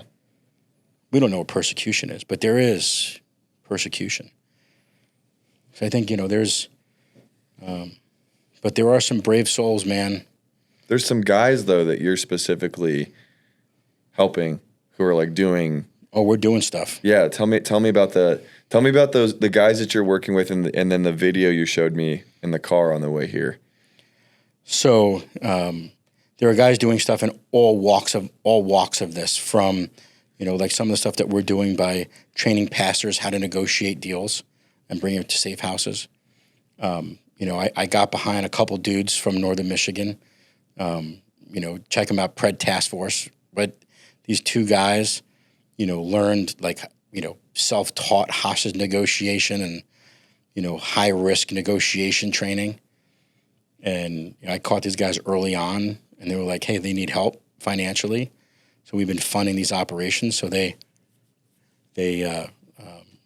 Jake and Caleb, what they do is they'll go into a city, any city, lots in Michigan because that's where we're from, but we've had them going all over the country now. They'll set up a decoy, and that decoy is basically a 14-year-old picture of themselves. So they're a 14-year-old kid. They'll set up on one of the dating apps, say that they're 18, because you can't sign up to any dating apps without saying you're 18. Within 5 to 10 messages, they disclose that they're actually 14 years old, and they enter into extremely pornographic conversations with pedophiles. Right now, so we have locked up since February about 80. We have exposed and locked up almost 80 pedophiles in the U.S. so far. Just two dudes. And over how much time? 5 months. 5 months. What the heck, dude? And that's crazy. It averages. Just from these two guys, by the way, right? Two dudes.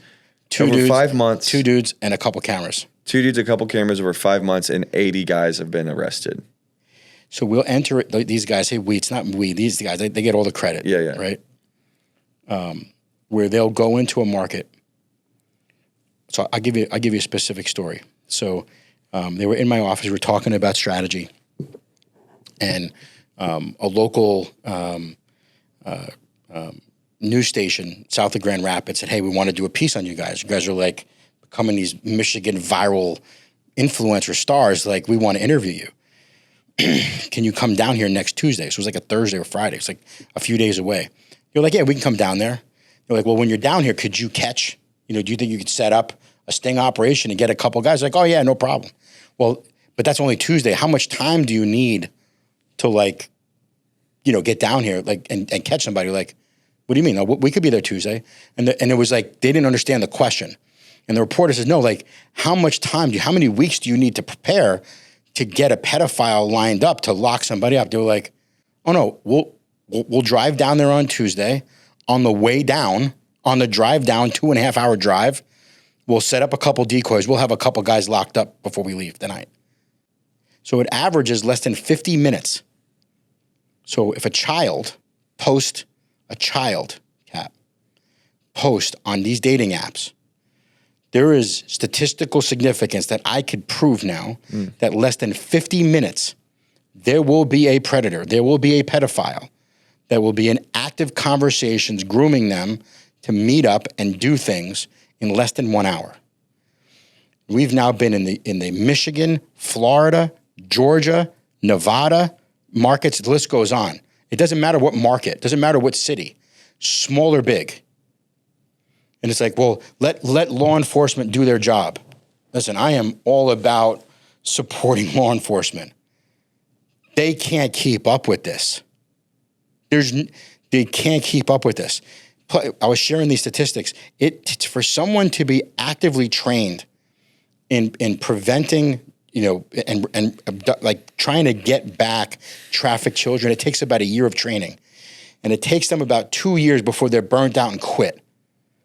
Why?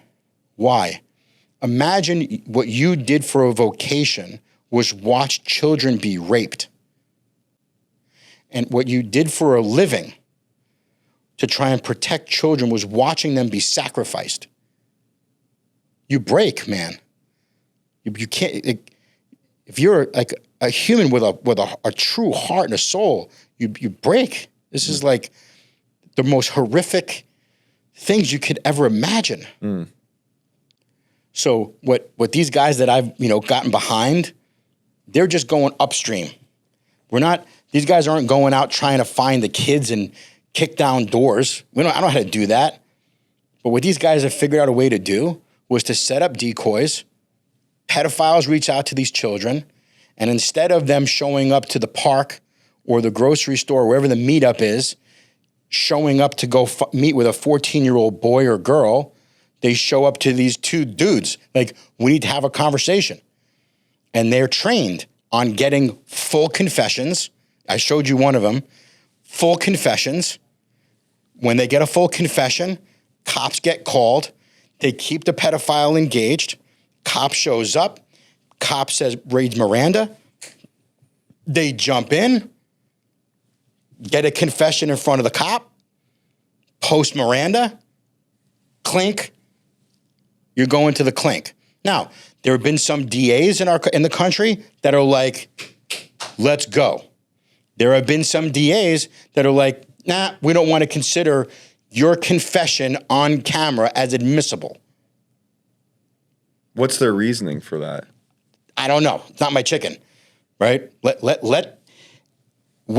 So far, there's already been DAs in the country because of these guys and others that are being recused because the community is signing petitions saying, if you won't lock up these pedophiles preying on the children of my hometown, in my community, my own then go find another freaking job. Go get another job. Good. Because you shouldn't be governing the laws of my community. Right. And again, this is where I have hope, Cap, right? Whether it's like free speech and market, like I have hope. Why? Because people are seeing needs, right? These guys at Pred Task Force, like Jake Hockey, that's his tag name on Facebook, right? It's not his real name, but Jake Hockey, he's a hockey guy, right? Like they're exposing pedophiles and they're real. Parents, like you need to be protecting your children. Yeah. You need to be protecting your children. If you piss your kids off because all their friends have phones and social media, if your child gets sacrificed to one of these predators, look at yourself in the mirror and say, are you okay with that?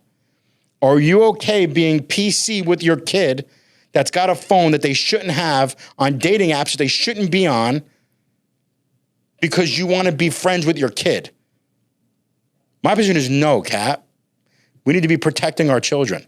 There needs to be real fathers that take authority of their homes, real parents that are willing to piss off their kids and not give them devices where they can be groomed. They're being groomed, right? These kids, they don't have the 10, 20, 30 years. They haven't they've gone off to college. They haven't lived the real world. They don't have all the scar tissue to have a bullshometer to know what's real and not real. They don't know. Yeah. It's children. Yeah. And they're being groomed. And again, think about one moment in their life. One moment can change the entire history of their entire life. With one swipe right, the entire generation of that child and their offspring can be altered with one swipe like that. That's how fragile this whole thing is. So there's to be more Pred Task Force. There needs to be more people that are going out there exposing these people. They should be terrified. So that's stuff I'm doing, right? So this is not my business. This isn't what I do full time. But as the Lord gives me resources and I'm building these companies and generating income and wealth, we're just pouring in it to doing cool things. that quite frankly, it's selfish. It just makes me happy. Like doing this stuff just makes me happy. Well, it's your purpose, man. It's like you're living on mission. You're building the business that God's given you the opportunity to steward, and then you're using that to give the devil a really bad day, which to me is like, bro, game on, man. What more could you want to do? Like, I feel like it's like I'm not trying to soften the severity of the issues that you guys are combating, because it's like, it's horrific. But in a way, it's like you get to be a part of the most epic game ever. Like you get to, it's almost like you're living the righteous Grand Theft Auto game, where it's like you get to build your business, make money, and invest in side quests that matter to the Father's heart and set people free, bro. Like, it's inspiring, man. But again, like to me, my hope, Cap, is that what I'm doing is nothing. But what we get to do is inspire. Like, if we can inspire a movement of 1,000 businesses that think like this. Yes, dude. Right? Yes. If we can inspire a movement of 1,000 creators, and by the way, 1,000's a nothing burger. Like, yeah, I'm just saying, yeah. Like, even if it's just another, even if we can just inspire one other small business owner to think and do like this, one other creator to say, it's time for me to tell my truth, to build a community around what my values are. If we just able to just duplicate ourselves, forget about the scale, but if we just think about that's the impact that really jazzes me, right? And that's why I built this marketplace and this social platforms, like, because now I'm like, man, like, yeah, we're doing some cool stuff, but man, we're doing nothing. Like, we're barely scratching. Like, there's such an incredible, like, in business, we call it about the TAM, the total available market, right? The total available market for slaves is incomprehensible. We, in my little work that we're doing, we're barely scratching the surface. However, what if we could build a community of like-minded, like-hearted entrepreneurs that say, we're also going to do this work. It doesn't have to be with me, on your own, like through other organizations, like the Tebow Foundation and others that are doing like radically cool things. What if you could take a percentage of that income that's coming in, right? And that quote unquote tithe, say, Lord, where do you want me to put this? As you're giving me, where do you want me to put this? Yeah. And really sow it into things that are just like now it's not a subscription to some 501c3 place. Now you're like, by the way, most of the stuff I do, I don't even have tax benefits for it. I'm such a bad businessman. Like so now I'm like we're building a foundation for us and all that kind of stuff. God keeps record of it. So I keep, that's what I'm saying. I'm not operating this so I can have a reconciliation on my taxes. God will have no problem releasing more favor. Yeah, so like, but there are great organizations that are doing great things. Yeah, totally. But now if we can inspire a creator economy, dude. Business economy, a consumer economy that's doing these things, is passionate about standing for something, standing against something, now what kind of impact do we have? Well, now it starts to get interesting. Yeah. Now it starts to get very fascinating, right? Yeah, so the couple here, the couple there, although these stories and these pictures, which I could show you, of these lives impacted and the people that we've rescued, although they make me cry and they make me grateful, like, what about the millions that I haven't? Yeah. Those are the ones that motivate me. But now what if we can create an ecosystem where now we could scale that? Like, now what? Man, that's the stuff that jazzes me, dude. So if God keeps me healthy, dude, I got a whole lot of grind left in me, man. Like, I am fired up because I think that there's, because these are the conversations that are happening. And it's not just here, right? It's not just, this podcast. These conversations are happening. This isn't, maybe a decade ago, this was a weird conversation, but this is now like these conversations are happening. They're happening. And knowing that we're part of this kind of stuff, man, oh my gosh, it just cooks me up, man. Because I'm like, man, we can like be real change agents, and Father could use us to like really create change. And if somebody's listening outside this podcast, like, I want to be used too. Well, then get in the damn ring. Let's go, man. You know what I mean? Like, we could do this. Yeah. Like, if some punk kid from the South Bronx grew up in the restaurant business, knew absolutely nothing about e-commerce, nothing about digital marketing, nothing about freeing slaves. I knew nothing about this stuff. I was a chef restaurant operator in New York City to build one of the largest non-toxic chemical manufacturers in the country. So could you. So could you.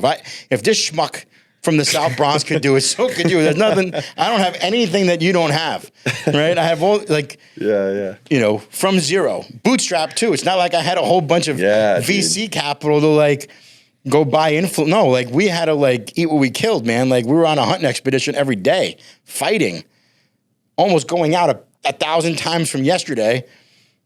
And to me, it's proof it's possible. The American dream is real. It could happen. We could do this. And then if we could teach it and democratize it, now you could really create change, man. Yes, dude. All right. I want to go for the remainder of the podcast. Okay. I want to talk about your revelation on the book of Revelation. Oh boy. Yeah.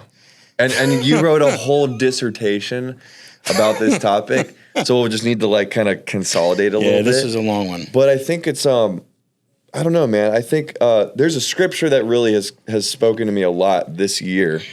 And it's 1 Thessalonians chapter 4, verse 11. And it's when Paul is essentially rebuking the church of Thessalonica because they were seeing the signs of the times back then. And by seeing the signs of the times, Jesus' return coming back imminently, wondering if they had missed the rapture, but all of these questions were going through their head. The Lord's return became a place. It produced not in them a calmness and a productivity. It produced in them a chaos where they weren't actually being good witnesses, and they weren't building the things that God called them to build.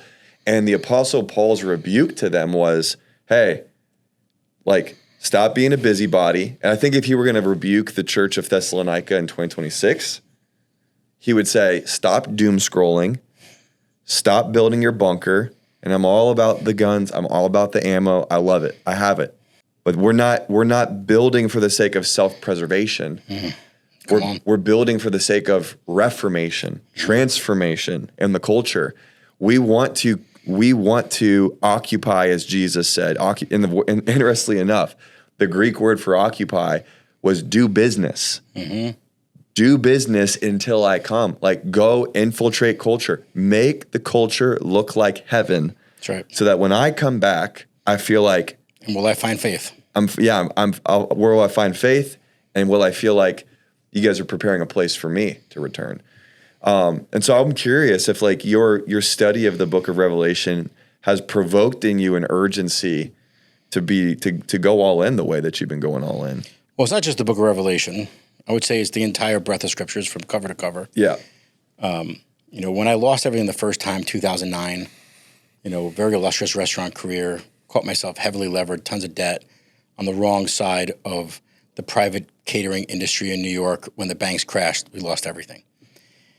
And, a lot of friends during the Great Recession of 08, 09, who was taking their lives, who was drinking, doing drugs, and committing suicide. Crazy time. And to me, I entered into incredible depression, because what my identity was I was an entrepreneur. I was a business guy, successful guy. I was saved just a few years prior, and I was really popular at the church business that I was going to, right? Because I was throwing a lot of dough around. I was very popular.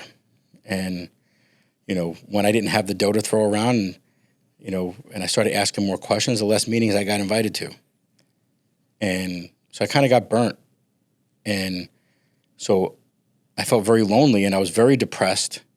And the only thing that I found that would take away my depression, because I was losing everything. I was losing my marriage. I lost all my wealth, the cars, the boats, the summer houses. It was all gone. Mm-hmm. And the only thing that I found to anesthetize the pain was this very book. So I would just read for hours every day. I was just reading. It wasn't like I was studying.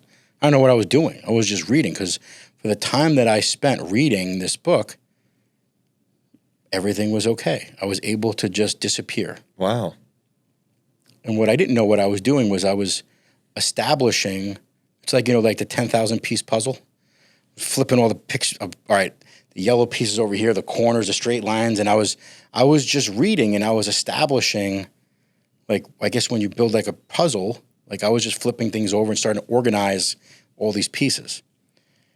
And then eventually what happened was, as me and, you know, some groups that I was studying with pretty like hardcore, was that some of these pieces started to lock in. Patterns, right? Types and shadows, these metaphors from cover to cover started to lock in. Like, well, yeah, well, I read that too. And like it would bring to remembrance, because the fullness of the revelation of the Son of God dwells in everyone that says yes. Like no one has anything special. Doesn't matter what school you went to, what diploma you have. And now I got some paper behind me because I wrote a thesis. I got my doctorate, right, in theology, which was quite an accomplishment. It was a lot of work. And I sent you my thesis. And my thesis is on the taxonomy of the 7 churches of Revelation. I wrote a few hundred pages just on the first 3 chapters of the book, because I believe it's actually one of the most misunderstood sections of the entire Scripture. I believe it's a map. I don't think yes, there's historical context, and I write about it. Yeah, I mean, there's 6 churches that we could actually go find historical context for, cultural context for.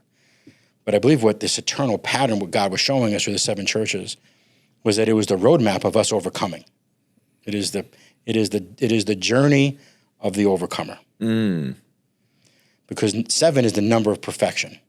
Yep. You see that in the first 7 days, the 7 feast, the 7 articles of the 7 pieces of furniture in the tabernacle, the 7 steps of Solomon. The list goes on. Yeah. Right. And you know, if we look at, and there was a 7-branch candlestick in the holy place, which is the type and shadow of the soul, right? Which was separated by a veil. So your spirit and soul had enmity. There was a division between soul and spirit, and why Christ needed to come, and the veil was torn, so that male and female, the soul and spirit, can come together, and out of that comes a new creature. But that 7-branch candlestick, of all the articles, there was 2 of the 7 pieces: the brazen laver, the brazen altar, 7-branch candlestick, the bronze, the golden altar of incense, the table of showbread, the ark, the mercy seat. All these things had very specific handbreadths and cubits and size dimensions, except for 2 pieces of furniture: the laver and the 7-branch candlestick. 7-branch candlestick was the measure of a man. How tall is a man? Everyone has their own size. Why? Because, and we see that 7 churches in Revelation, that these are the Lucina in the Greek, the 7-branch candlestick. So the 7 church of Revelation is likened to the 7-branch candlestick that's found in the tabernacle of Moses, the type and shadow of our soul. And that pattern is that the first must be lit, the center must be lit. And then that menorah, the Lucina, is lit in a very specific fashion, culminating with the end. But the first shall be last, the last shall be first. There's actually a pattern showing it the 7-fold Spirit of God in Isaiah 11 that is, you know, knowledge and fear is the 7th. And if we look at in Psalms, fear is the beginning of knowledge, which is showing us in many ways that the last is first. So this 7th church in the 7 churches, Laodicea, is actually the first one. It's the beginning of the race. And in that church is, behold, I stand at the door and I knock. If any man answers, I will come in and dine with him. It's better that you're hot or cold, but if you're lukewarm, I'll vomit you out of my mouth.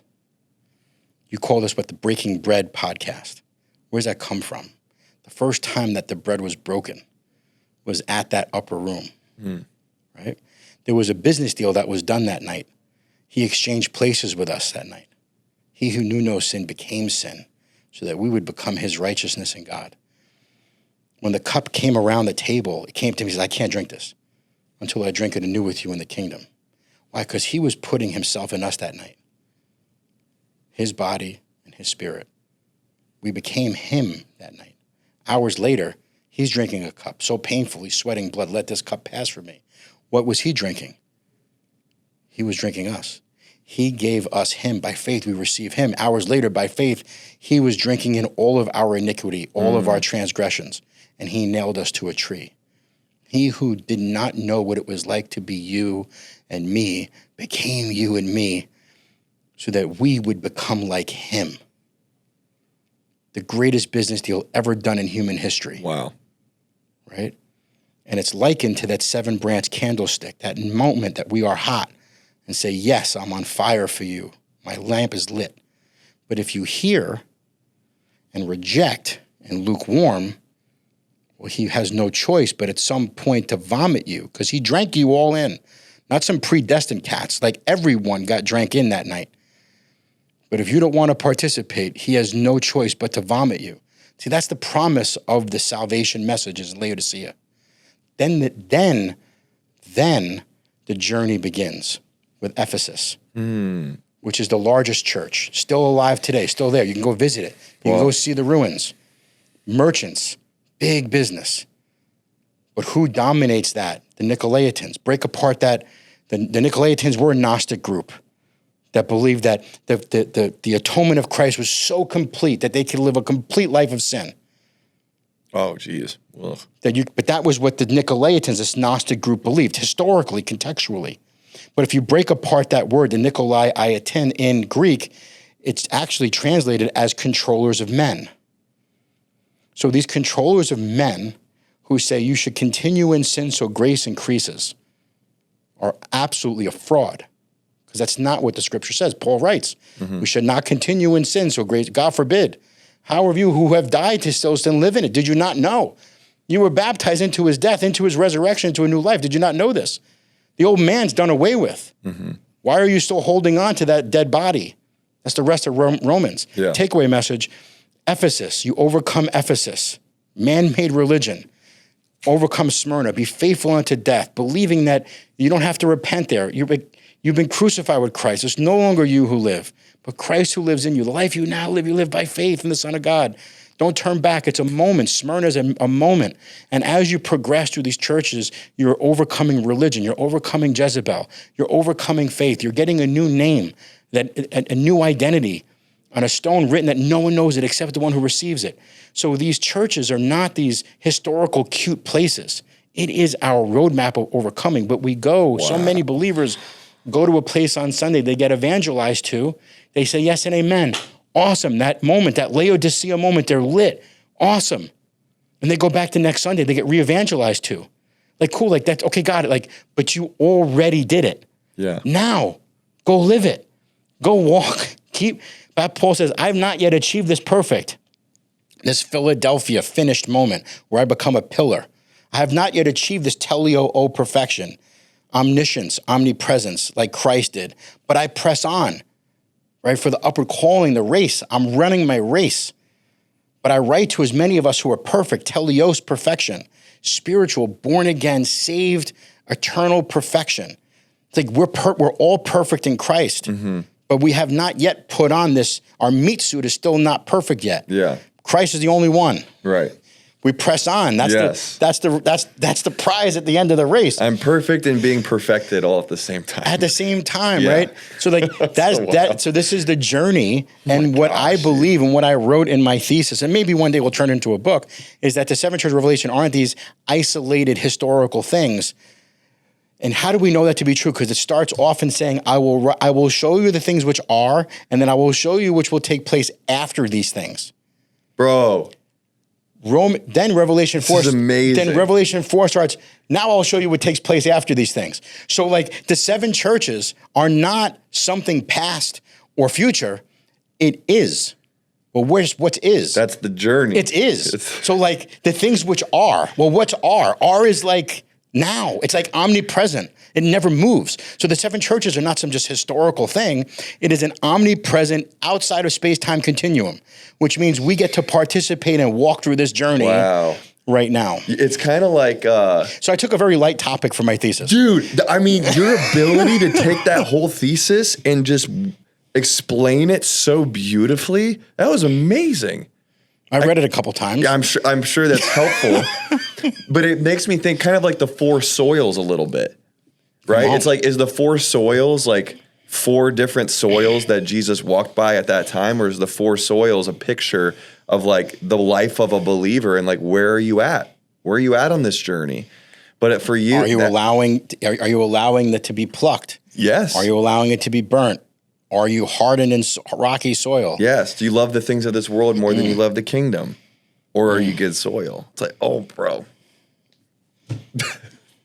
You have to make a book about that. One day. I got a lot going on. You got a lot going on, man. I got a lot going on right now. Maybe one day we'll write a book about this. How about as we close, why don't you just pray, man? I'd love for you just to pray for me and for the audience, and for his will to be done.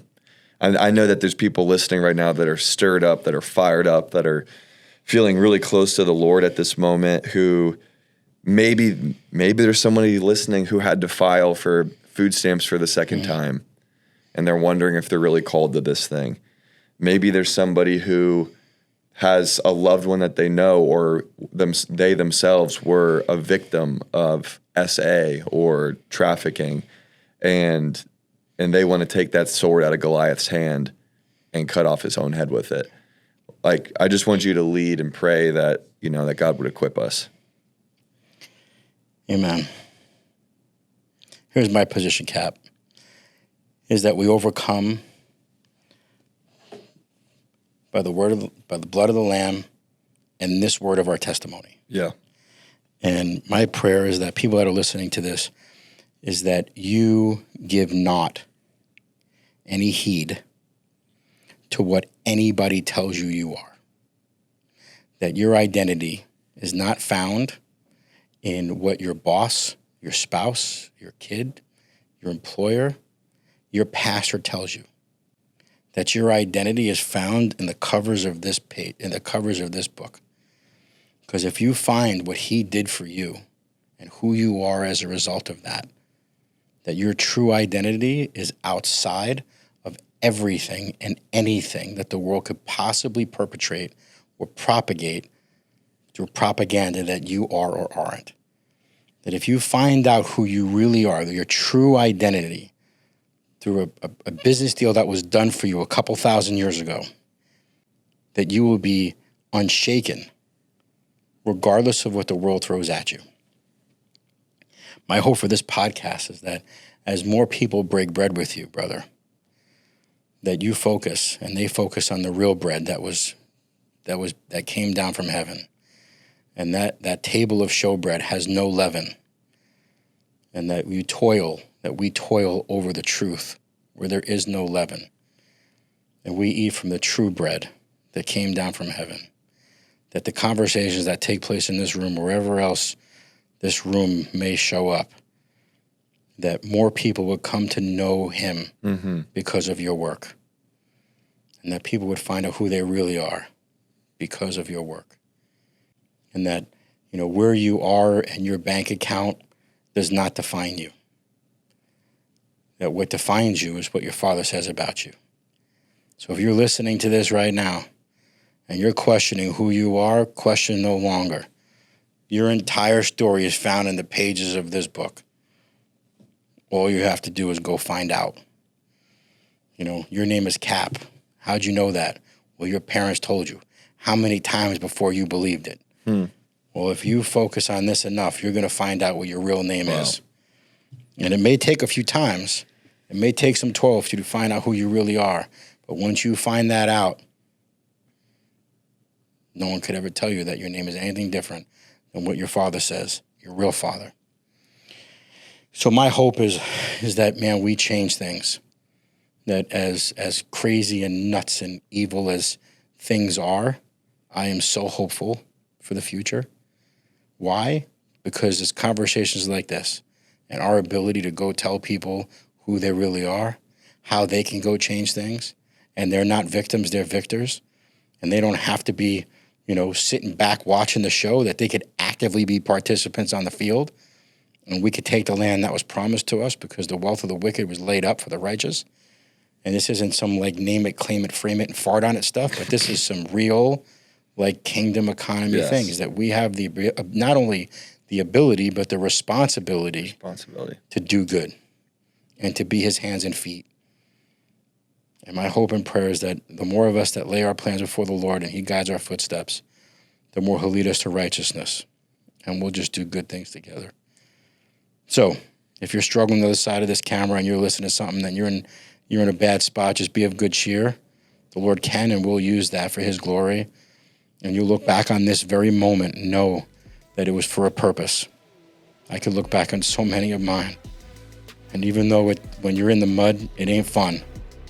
But you could look back and you're learning something. You're getting stronger and better if you're willing to accept that that's not your identity and you're a king's kid and you're ready to press on and let the generations know that we're here for a great purpose and that the kingdom of God is alive and well and thriving not only in this podcast room, but in our businesses, in our ministries, our families, our kids.